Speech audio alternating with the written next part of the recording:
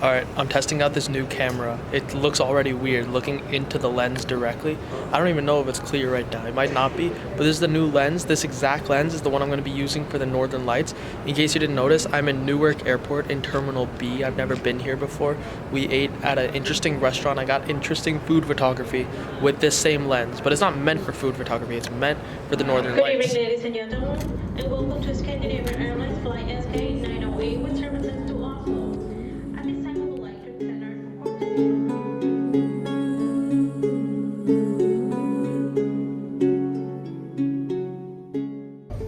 Alright, we're now in the SAS lounge.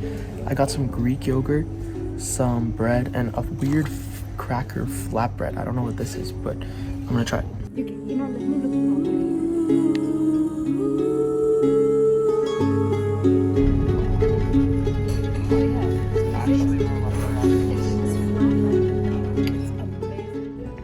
This is a daylight booster zone. It's so bright. It's like I can barely see when I look into there, but this is like a curtain covering, and it's like a separate area.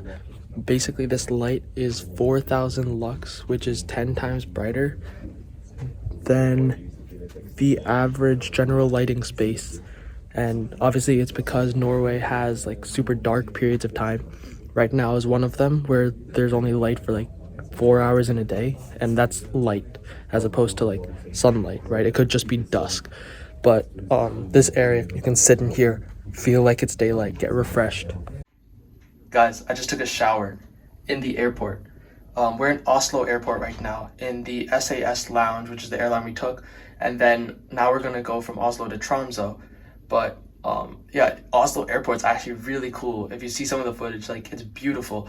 The mountains and the snow in the airport is cool because I've never seen like an icy runway where they still land on it, but obviously it's so common here that they just land whenever the hell they want.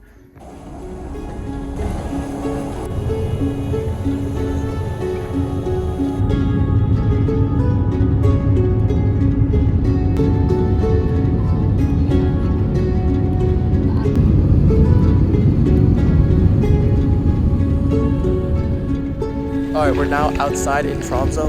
This is around half of the light we will get maximum. It's currently 2 p.m. and the quote-unquote sunset and sunrise is 10 a.m. and 2 p.m. Even though it's not a real sunrise, the sun never rises. It's a polar night. But basically, it was pretty decently bright actually when we landed. And now this is what we're gonna see. The lights in the hills are beautiful.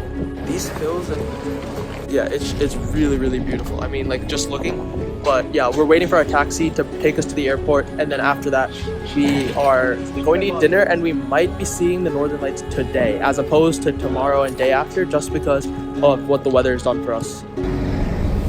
Alright, I'm outside of the Shenanigans, which is the hotel we're staying in. My camera's currently shooting. That's the mountain, that's the other island. This is Tromso, which we are on. It's even cool because there are these two kids dressed up as astronauts playing out here, but it's really cold. It's I think it's like 20 degrees Fahrenheit, which, yes, it doesn't seem like insanely cold for the Arctic Circle, which it isn't. Oslo was colder than Tromso for some reason, but obviously it's still pretty cold. You need to be warm. We did book an Arctic Northern Lights tour today, so we're gonna be doing that. But this mountain is incredible. We're gonna have a view of it from our room and the nice little village at the bottom of it.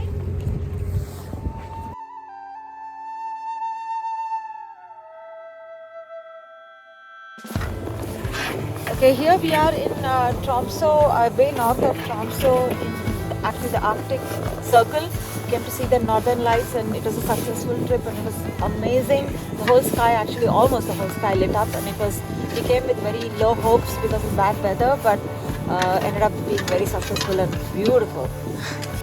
Alright, I'm using a light. It's obviously really dark. It hasn't been bright at all, but the auroras were keeping it kind of light until now. But basically I got really, really nice photos. I was surprised the photos turned out good, because the naked eye can't see it great. Like, I couldn't see the green coloration. I could see the really, really bright dancing and the columns that, you know, are everywhere.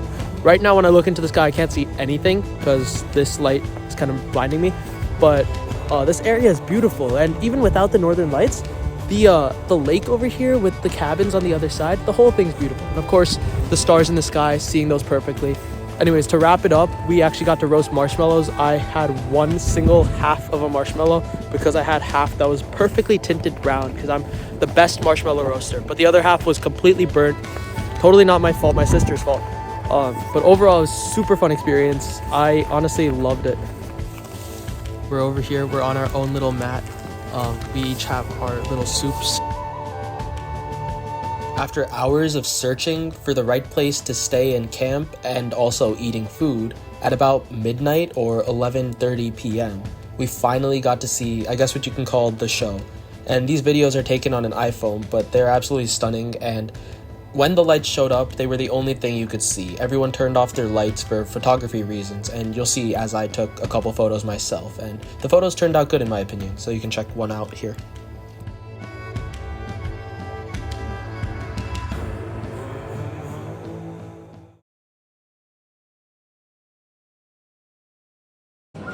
Alright, what's up? I'm eating eggs. Just a bunch of eggs. It's breakfast in the hotel. They have like an omelet, weird egg, and then creamy scrambled eggs. Today we're gonna go see reindeer and we're gonna do sledding. I'm on 4 hours of sleep plus 5 hours from last night, which is actually not terrible, but I'm hoping I can catch up on that tomorrow and day after. But it's interesting because you start to see the daylight come out around 9 a.m. like when we open the curtain, except this is what the daylight is, and in the phone it actually looks brighter than what it is. At its brightest will be about noon, so I'll show you what it looks like then.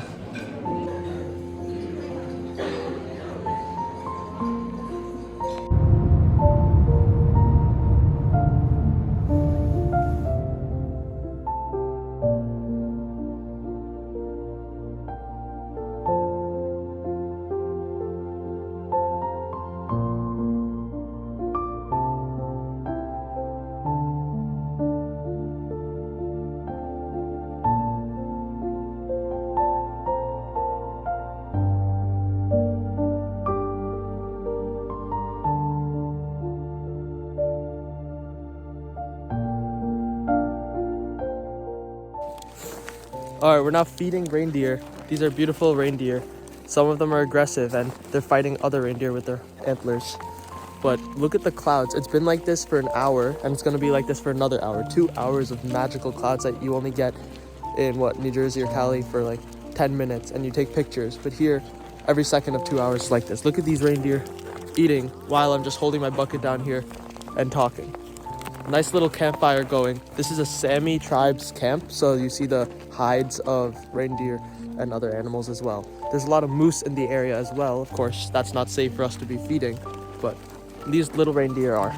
And soon we're gonna be sledding too. It's gonna be fun. Some of them are really aggressive with the way they push their entire heads, but to me and to the humans, they'll shove their heads and the edges of their antlers. But to other reindeer, what they try to do to start feeding is they will actually use their antlers to push other reindeer out of the way. So we feed these specific ones. This one is super cute. It's a little baby one. Oh, food. I don't think anyone's in this area, so these few reindeer don't get. But these are the very cute baby ones. Look at this one too. Here, you guys eat. Eat well.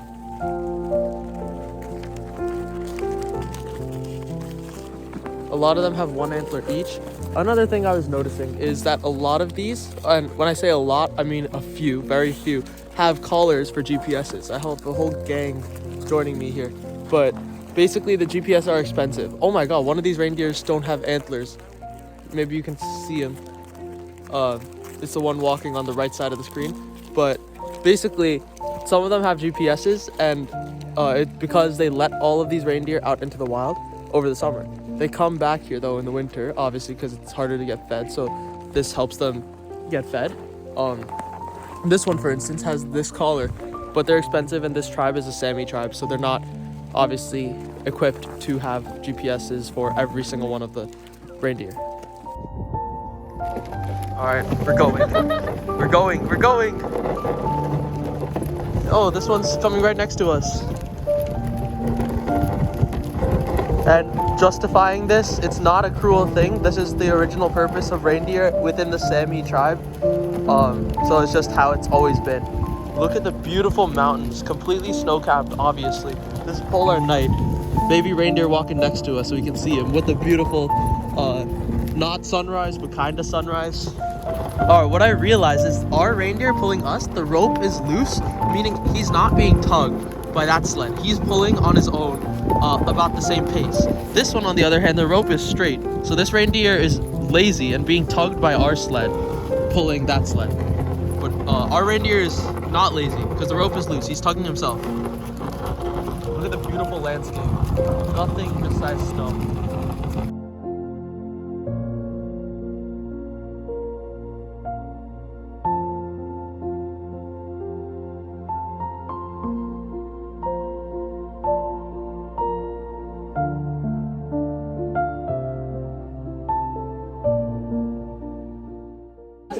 Alright, we finished the reindeer sleigh ride and the feeding.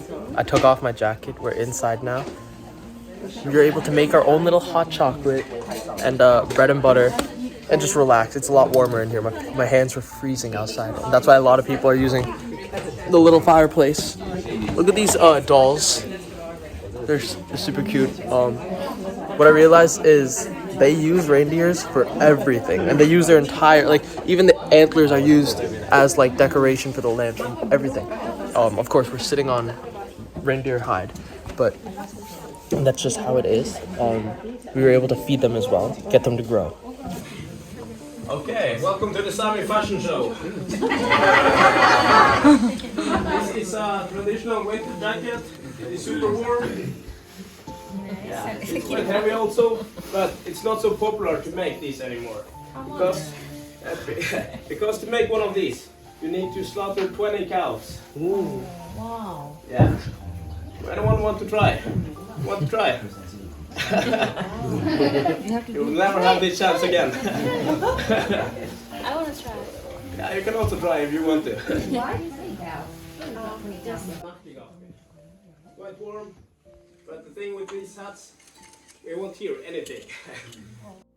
Okay, so what I'm showing here is a sealskin bag because the Sammi tribe also uses sealskin, and this is used to store luggage and other items that you need a waterproof bag for. However, reindeer skin is much more warm, and so they also have reindeer bags which are used for children and to put children inside.